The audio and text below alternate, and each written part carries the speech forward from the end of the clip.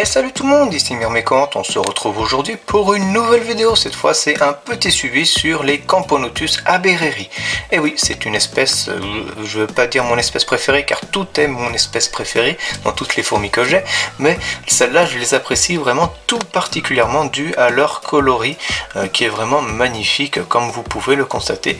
Donc je les ai mises en diapose, enfin entre guillemets une diapose, je les ai mises à 20 degrés.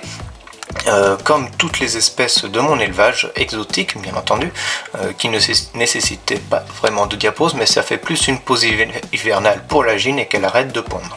Donc là, elles sont sorties de cette pause hivernale il y a 2-3 mois, car je leur ai fait simplement ça pendant 2 mois à peu près, donc j'ai pas fait une grosse pause hivernale, mais une assez petite afin de reposer bien correctement la gine.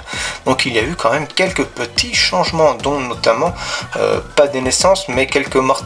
Malheureusement, je crois que j'étais avec une quinzaine d'ouvrières, maintenant j'en ai à peu près 11, donc du coup ça fait peut-être un peu plus de mal que de bien, mais c'est pas dramatique, c'est la vie qui veut ça.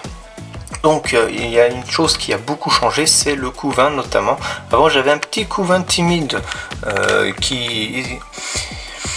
qui payait pas de mine, et maintenant vous voyez, comme vous pouvez le voir, j'ai un couvain tout à fait monstrueux. La gine s'est remise à pondre, etc.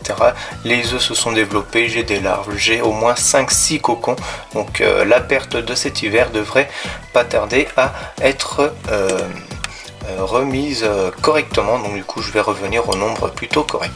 Donc voilà, c'est quand même une espèce qui demande quand même pas mal d'humidité, du coup j'ai quand même apporté quelques modifications au petit nid module que je leur ai fait. Donc comme on peut le voir, elles ont pas du tout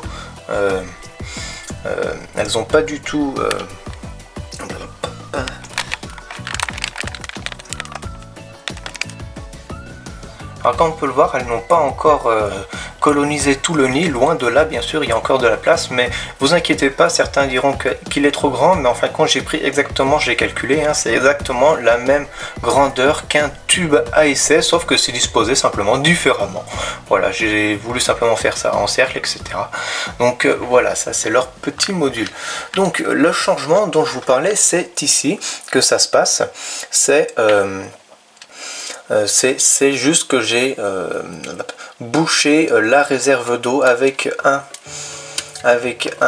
couvercle.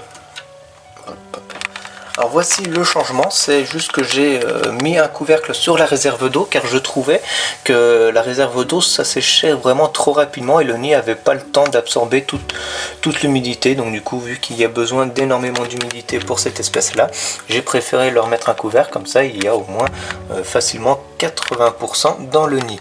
Donc si je les vois à ce niveau là, c'est que c'est bon, mais si je commence à les voir monter sur la paroi ici, c'est qu'il manque d'humidité. C'est un moyen de pouvoir regarder bien correctement s'il manque d'humidité ou non. Là on peut voir vraiment les couleurs magnifiques de cette espèce là. J'ai pas encore de major bien entendu, j'espère en avoir cette année. Donc là comme c'est parti, ça a l'air plutôt bien parti, donc on va vraiment croiser les doigts. On voit une belle physiogastrie au niveau de la gine.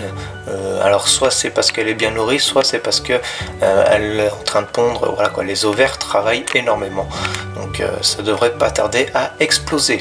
Car oui, cette espèce-là est une Camponotus, mais elle a un développement plutôt rapide, plus de l'ordre d'une Camponotus nicobarensis qu'une Camponotus comme par exemple Ligniperda, qui elle se développe seulement 6 mois par an, donc ce qui fait des colonies vraiment assez petites. Mais celle-là, si je me souviens bien, je crois qu'elle peut atteindre plusieurs dizaines de milliers d'ouvrières, donc il n'y a vraiment pas de souci là-dessus. La Camponotus ligniperda, elle peut atteindre seulement 2000 ouvrières à peu près. Donc peut-être qu'en captivité ce sera un petit peu plus. Donc bien entendu le nid est toujours attaché à l'aire de chasse, hein, mais là il n'y a personne dans l'aire de chasse, il faudra que je les nourrisse également, car je les nourris tous les 2 jours. Donc voilà, je les nourris vraiment avec du liquide sucré et des insectes, bien sûr, comme toutes les fourmis. Tout le monde a le même régime alimentaire, sauf bien sûr les messors ou choses comme ça qui sont granivores. Donc voilà, alors c'est la fin de ce petit suivi, j'espère vraiment qu'il vous aura plu. J'ai plus qu'à vous dire à la prochaine pour une future vidéo. Ciao tout le monde!